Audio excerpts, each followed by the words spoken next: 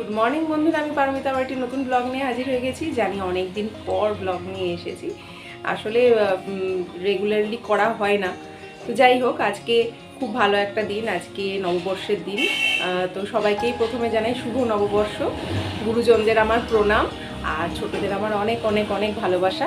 সবারই নববর্ষ খুব ভালো কাটুক। আর এই যে দুষ্টুটা চলে এসছে, 7 সকাল ঘুম থেকে উঠে গেছে। বলো বলো, শুভ নববর্ষ বলো। এটা বা কি দুষ্টুমি হলো? বেশ, আজকে কিন্তু ব্লগটা খুব ইন্টারেস্টিং হতে চলেছে, কারণ বেশ একটা ছোট্ট গেট টুগেদারের আয়োজন করা হয়েছে। মানে আমার মা বাবা আসবে, ওই বাড়ির মা আছে, বাবা অবশ্য নেই। তো সবাই মিলে বেশ জমিয়ে খাওয়া দাওয়া হবে, রান্না টান্না হবে, আনন্দ করা হবে, এইসবই আর কি। আজকে তো সকাল থেকে একদম বৃষ্টি শুরু হয়ে গেছিলো, এই জাস্ট থামলো। প্রচণ্ড মেঘ করে এসেছিলো, একবারে কালো হয়ে গেছিলো। বেশ ভালো বৃষ্টি হলো, তোমার বজ্র বিদ্যুৎ সহ বৃষ্টি আর কি। তো এখন বৃষ্টিটা একটু থেমেছে, তো একদম লোকজনে একবারে রাস্তাঘাট ভর্তি। আজকে ধরো অনেক পুজো টুজো হয় অনেক দোকানে। তো সেটাই ভাবছিলাম, সন্ধ্যাবেলায় ভেবেছিলাম একটু বেরোবো। তো কী করে বেরোবো? সকালবেলায় ভেবেছিলাম একটু কালীবাড়ি যাবো পুজো দিতে, কিন্তু যেভাবে বৃষ্টি পড়ছিল যেতে পারলাম না। অত নিয়ে আপাতত একা গেল। মা আপাতত সবজিগুলো একটু মোটামুটি কেটে দিচ্ছে। সকালবেলার ভাতটা হয়ে গেছে, অদিত্য একটু পরে খাবে, অতনুও খেয়ে দিয়ে আবার দিতে বেরোবে। যাই হোক, তো চলো ব্লগটা শুরু করা যাক। বেশ সুন্দর আজ বৃষ্টিতে সবারই ছাদ ভেজা, আর মনেও আনন্দ প্রচুর। যেভাবে গরম পড়েছিল, বৃষ্টি না হলে খুব মুশকিল হতো। দেখো, ওই দিকটাতে আবার মেঘ করে আছে, আর এই দিকে রোদ উঠেছে। আবার হয়তো কিছুক্ষণ পরে বৃষ্টি হলেও হতে পারে। মায়ের অনেকটাই সবজি বোনানো হয়ে গেছে, আর রাত্রেবেলাতেই এঁচোড়টা কেটে রেখেছিল, দিয়ে জলে ভিজিয়ে রেখেছিল। আমি আসলে এঁচোড় কাটতে পারি না, খুব কঠিন এঁচোড় কাটা। অদিত্যর জন্য ডালটা হয়ে গেছে, ডালটা আপাতত নামিয়ে দিই। আজকে প্রেশার কুকারের প্রচুর কাজ। এঁচোড় সেদ্ধ হবে, বরবটি সেদ্ধ হবে, আলু সেদ্ধ হবে। তো সেই জন্য পরপর আগে প্রেশার কুকারের কাজটা করে নিই। আর কি বলতো, এঁচোড়টা আগের দিন রাত্রে কেটে জলে ভিজিয়ে রাখলে না, কষটা অনেকটা বেরিয়ে যায়। বরবটিটা অবশ্য শুধু আমার আর মায়ের জন্য। অদিত্য আর অতনুর ভাত হয়েছে, এবার তো ভাত খাবে সকালবেলায়। কেন, তুমি তো সকালবেলায় ভাতই খাও? রুটি? কোনদিন রুটি খাস সকালে? এখন আবার সবেতেই কেন? সবেতেই প্রশ্ন। কি করছো?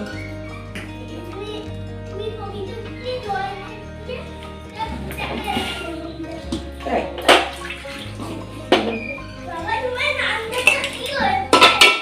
মা সবজিগুলো কেটে দিয়েছে, এবার স্নান টান করে পুজো করতে বসে পড়েছে। যেহেতু মা আগে পুজো করে, তারপরে ব্রেকফাস্ট করে। আর এদিকে অদীপ্ত চলে এসেছে। আমি যখন পুজো করি তখনও সে পাশে এসে বসে থাকে, যদি জেগে থাকে।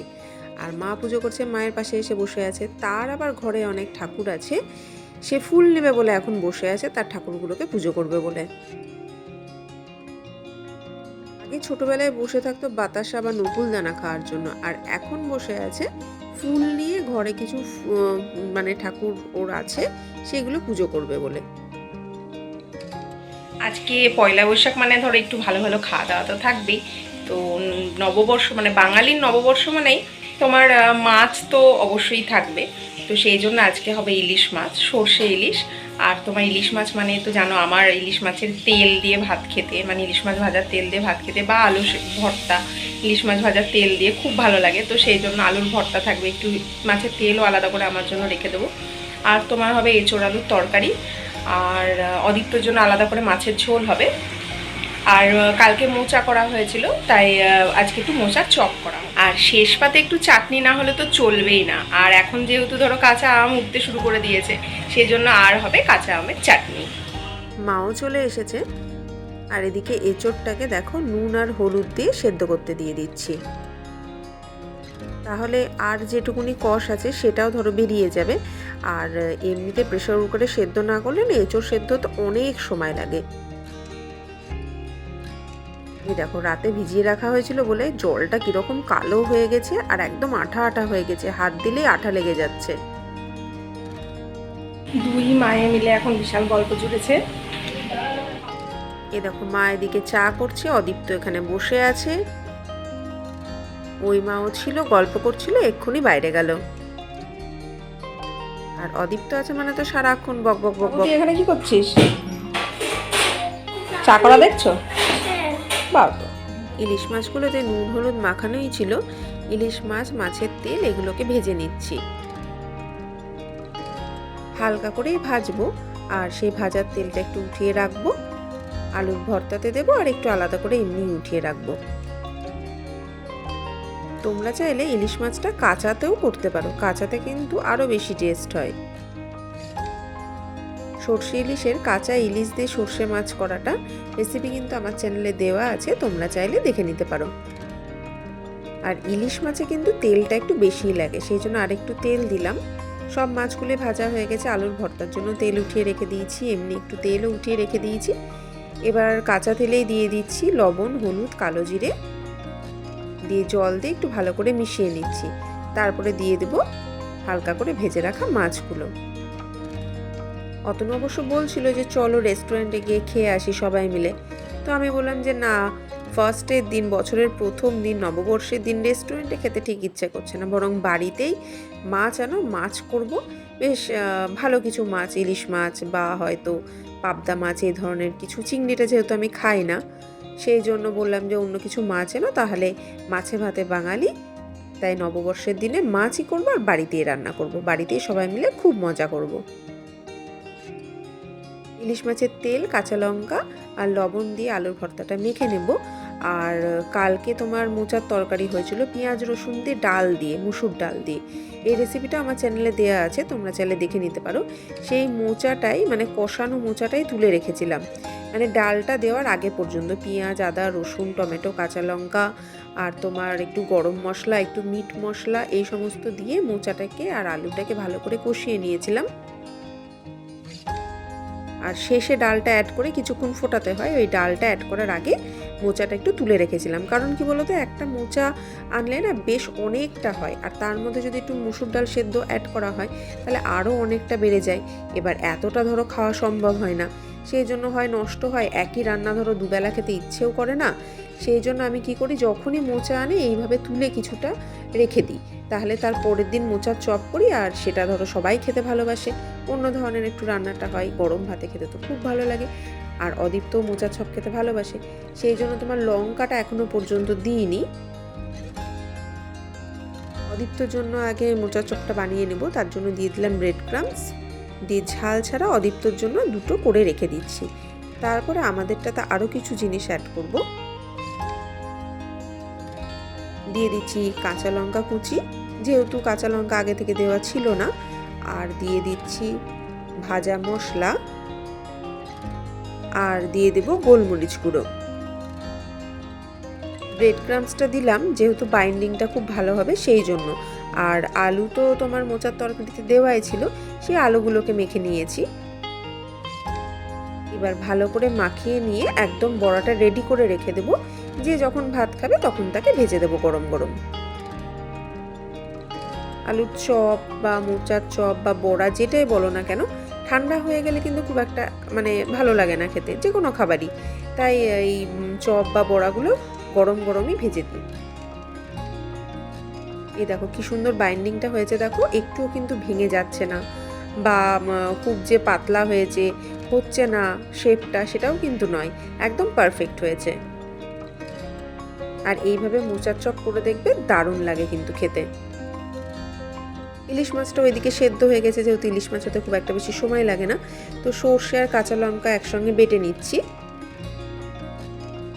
সর্ষে ইলিশে একটু ঝাল না হলে তো ভালোই লাগে না, সেই জন্য একটু বেশি করেই কাঁচা লঙ্কা দিচ্ছি।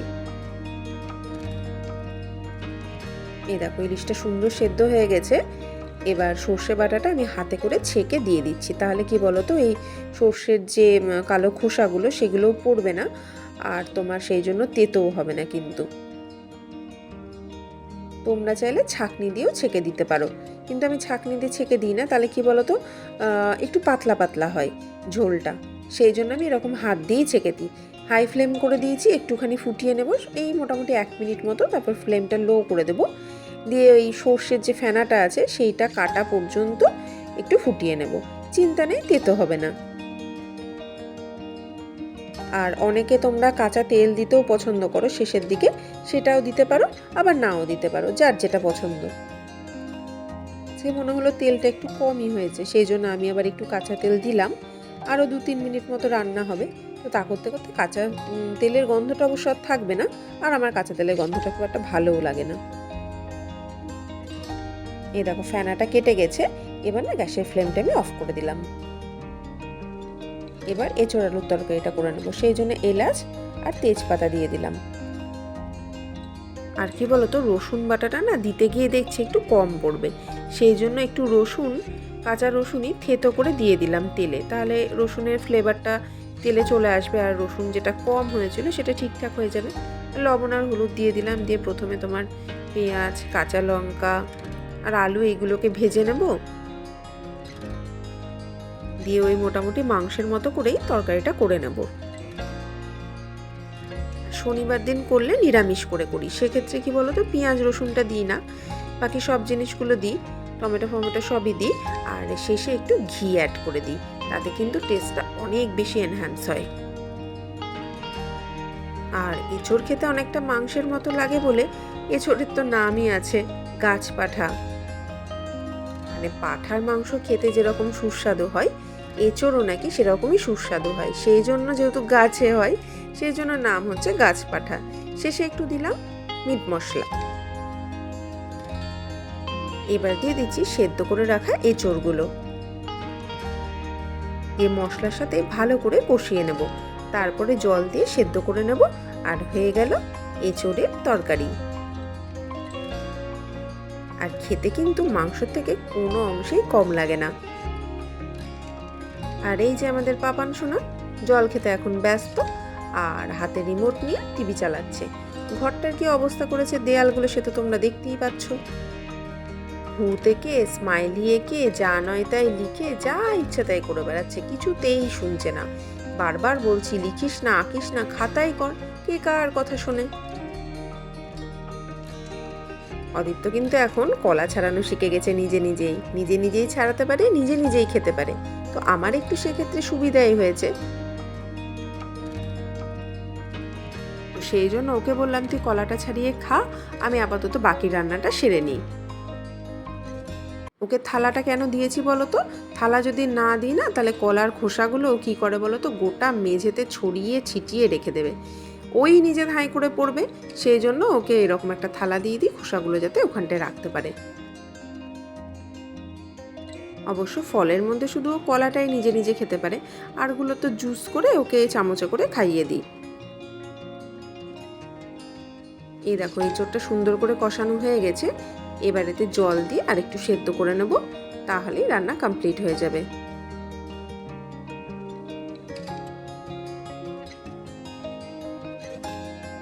দুই মা এখন বাইরে বসে বসে খুব গল্প করছে আর হাসাহাসি চলছে। আর দেখো বাবুকে বলেছিলাম যে খাওয়া হয়ে গেলে একটু টেবিলে থালাটা রেখে আসিস, ও রাখেইনি। এই দেখো ওর ঠাকুর হচ্ছে এইগুলো, তারপর ওইদিকে দুর্গা ঠাকুর আছে, এখানে তোমার জগন্নাথ ঠাকুর আছে, এই যে বাড়িটা আমি এঁকে দিয়েছিলাম ওগুলোকে রং করেছে। এই দেখো মা দুর্গার ছবিটা, সেটা ওর পুজোর জিনিস, পুজো করে। আর এখানটায় তোমার এরকম মালা দিয়েছে মা দুর্গাকে। আর এখানটায় এই যে তোমার বেড়াতে গেছিলাম গ্যাংটকে, সেখান থেকে তোমার লামা দুটোকে এনেছিলাম, গ্যাংটক তো ঠিক নয়, ওই পেলিং গেছিলাম তখনই লামা দুটো এনেছিলাম। তো লামা দুটো ওর এখন মানে পুজোর ঠাকুর হয়ে গেছে। বৃষ্টি হলে কি হবে, প্রচন্ড গরম, আর তোমার রান্নাঘরে তো আরো বেশি গরম। এঁচোড় আলু তরকারিটা হচ্ছে, মা বললো মাই চাটনিটা করে নেবে, তো এঁচোড় আলু তরকারিটা হয়ে গেলে আমার আপাতত কাজ শেষ, মোটামুটি সব রান্নাই হয়ে গেছে। আর মোচার চাপটা যখন ধরো যে যখন খাবে তখন তাকে গরম গরম ভেজে দেবো, ওটা তো ঠান্ডা ভালো লাগবে না। হ্যাঁ তুমি খাবে তো, তোমার জন্য লঙ্কা ছাড়া রেখেছি। এবার অদিত্যকে আগে স্নানটা করিয়ে দেবো, সেই জন্য ওর জামা বার করছি, নতুন জামা দুটো সেট হয়েছে, দুবারই থেকে দিয়েছে, তো সেই জন্য কোনটা পরবে তাই ওকে আগে দেখিয়ে নিই যে দিনের বেলায় ও কোনটা পরবে আর রাতের বেলায় কোনটা পরবে। ও তো বললো দিনের বেলায় এই লাইট কালারটা পরবে, তো রাতের বেলায় তাহলে লালটা পরিয়ে দেবো। মা দেখেনি কোন জামাগুলো কিনেছি, তো সেই জন্য মা দেখতে এসেছে, তাই মাকে একবার দেখিয়ে দিচ্ছি। তবে সন্ধেবেলায় হাত কাটা জামাটা শুধু পরাতে পারবো বলে সন্দেহ আছে, কারণ ধরো বেশি একটু ঠান্ডা ঠান্ডা ওয়েদারটা হয়েছে, আর সন্ধেবেলায় বা রাত্রিবেলায় যখনই বেরোয় তখন তার একটু হাওয়া দেবে আর একটু ঠান্ডা ঠান্ডা লাগবে। মিনিমাম হাফ আধা জামা তো একটা পরাতেই হবে। অবশ্য আগে দেখি বেরোতে পারি কিনা, কারণ বৃষ্টি যদি আবার শুরু হয় তাহলে তো গেল, সারাদিনই বাড়িতে থাকতে হবে নববর্ষের দিনেও। দুই মা আর আমি তিনজন মিলে এখন একটু কথা বলছি, আর অদীপ্ত দুষ্টুমি করছে। অদীপ্ত এসেছে, অদীপ্ত কিছু বলবে, কি বলবে জানি না, ও বলবে সেই জন্য ও একাই বলবে। অদীপ্ত এখানে তোমাদের সাথে কথা বলতে এসেছে, ও বললো নিজেই কথা বলবে, সেই জন্য কি কথা বলবো ওই জানে। বলো কি বলবে? জামা কিনে আসো? সেটা আবার কি ধরনের খেলা? সারাদিন খেলার জিনিস, রবিবারে খেলার জিনিস একবার হয়, সপ্তাহে যে কতদিন যে খেলার জিনিস হয় তার ঠিক ঠিকানা। আয় বল, তোমরা সবাই কেমন আছো জিজ্ঞেস করো। বলো তোমরা সবাই কেমন আছো। এই তোকে কেউ জিজ্ঞাসা করেনি, তুই জিজ্ঞাসা কর, তুই বল যে তোমরা সবাই কেমন আছো। বলো এই রে, তোকে জিজ্ঞাসা করিনি, তুই ওদেরকে জিজ্ঞাসা কর। বলো তোমরা সবাই কেমন আছো। এই দুষ্টু ছেলে কোথাকার, বল বল তোমরা কেমন আছো। খেলা আছে, দুষ্টুমি, এগুলো দুষ্টুমি। হ্যাঁ দুষ্টু ছেলে কোথাকার।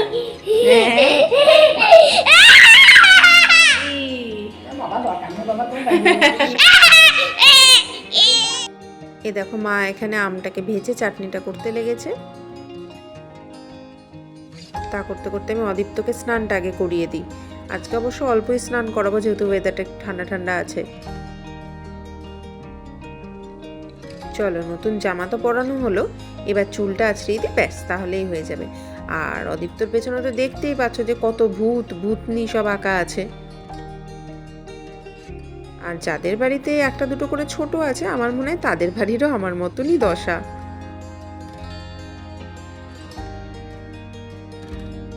দেখো আমের চাটনিও হয়ে গেছে।